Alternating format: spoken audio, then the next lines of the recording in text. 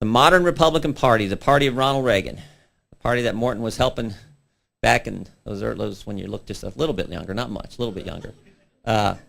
Those Youth for Reagan back in the early 80s. Really about four principles: strong national defense, lower taxes, controlling spending, and defending traditional values. Those principles that make us great in the first place.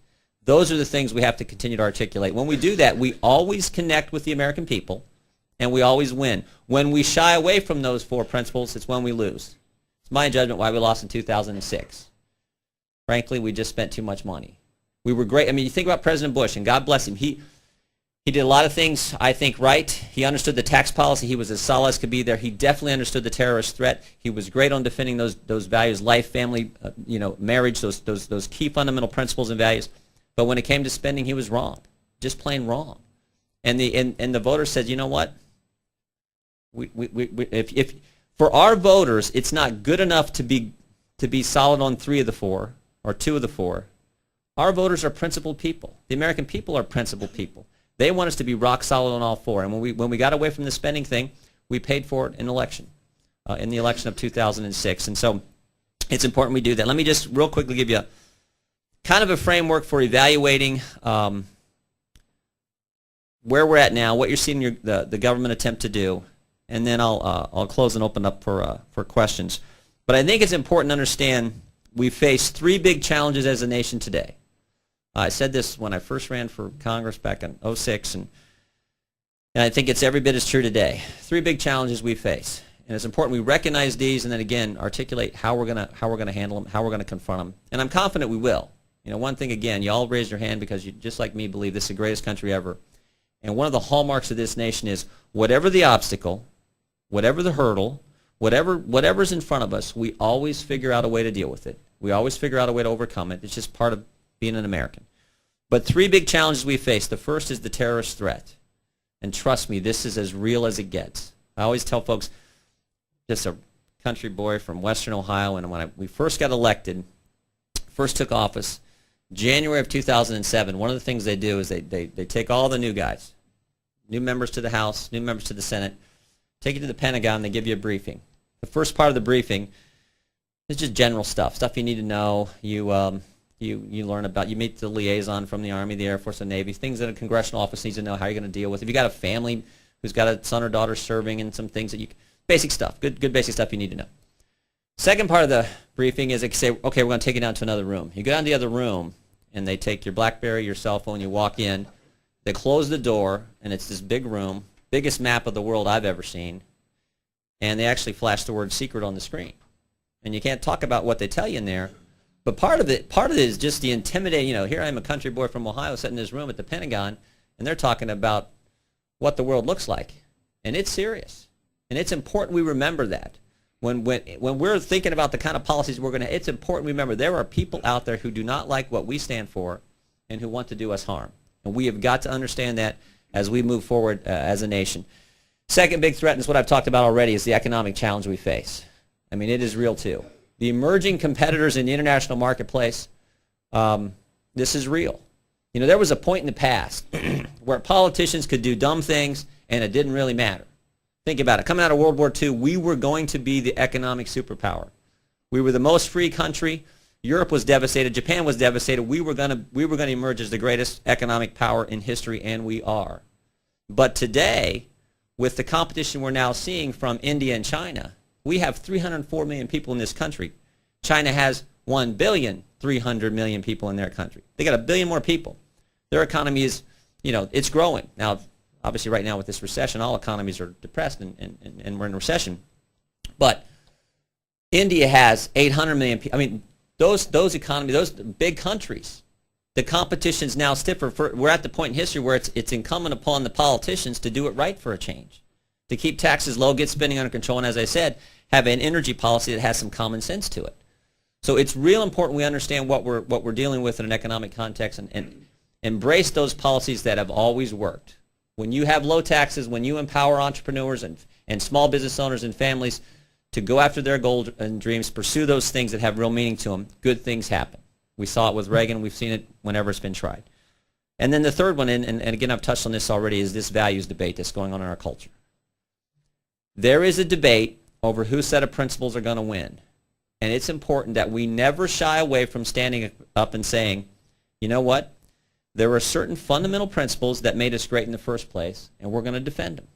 And it's protecting human life. It's understanding the importance of family, that key institution in our culture, which in my judgment ultimately determines the strength of the entire society and how policies can protect. It's recognizing that faith in the public square has always been a part of the American experience, and we should continue that.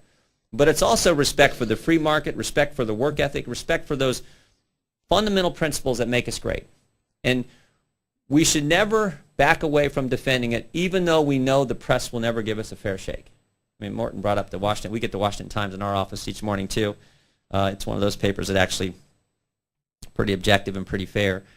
Cal Thomas had a great line when he was talking about the national press, the elite, the New York Times and Washington Post, the elite national press on the coast, and how there's a big difference between the way they think and the way normal people think. And he had a great line. He said, I get up every morning, I read my Bible and the New York Times so I can see what each side's up to. And there's a lot of truth to that. I mean, a lot of truth to that. So always remember, we're never going to get a fair shake. Just know the score before you start. We're always going to be ridiculed. Jordan's always that right-wing crazy guy who's fighting for balanced budgets and lower taxes and defending human life. That's fine. That's part of the challenge. That's one of the reasons I left coaching wrestling, which I like doing. It was fun to help student athletes try to get to their goals on the wrestling mat. But I love the fight of this, where you know the principles you believe in are the principles that matter for this country, and you get a chance to go debate and fight for them every single day. And it's a lot of fun. And so I want to thank you for doing that same thing, for standing up and saying, you know what? These principles are important, not just in the United States, but all over the world.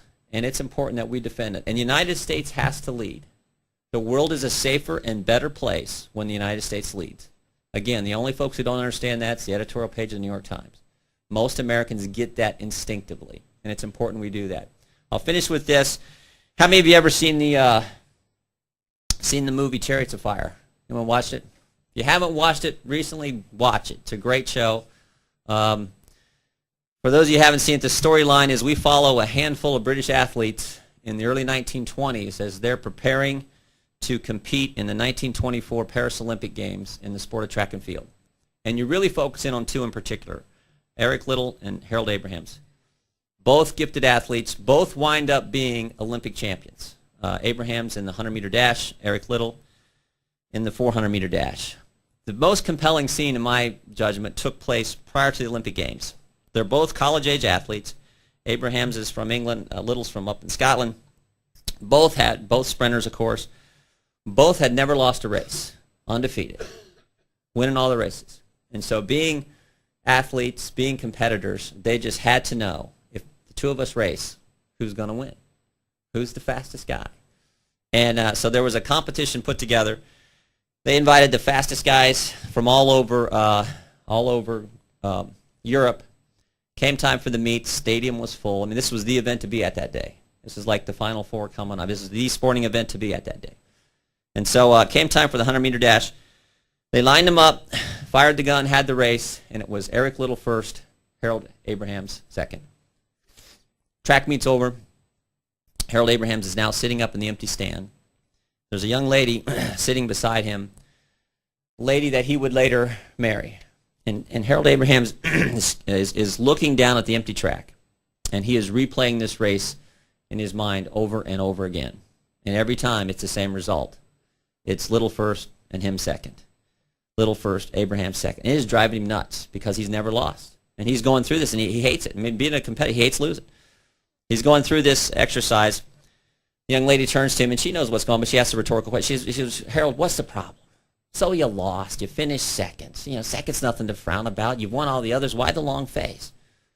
And he turned back to her, and he said, I don't run to lose. I run to win. And if I can't win, I won't run. He's basically saying, I'm going to quit. I can't take what's associated with lose. I can't take the risk of doing this work and then actually falling short. It's just too tough. I don't want to do it. He was going to quit. There was a pause, and she turned back to him and said the best line of the whole show, the line that's all about this country. She turned back to him and she said, Harold, if you don't run, you can't win. And it's so, if you never are willing to risk it, if you're never willing to make that full commitment and step in the game, you can never accomplish anything of meaning or significance. And Americans have always been willing to get off the sideline, to get in the game, because that's where things happen. And that's what you all are doing. You're getting in the game. You're helping folks like me who are in the public policy arena. But this is about all Americans stepping in the game and saying, you know what, we're going to continue to have America be the greatest nation in history, protect those freedoms, those liberties that make us special in the first place. And so for that, I want to thank you, and I'll be happy to take your questions if you have any.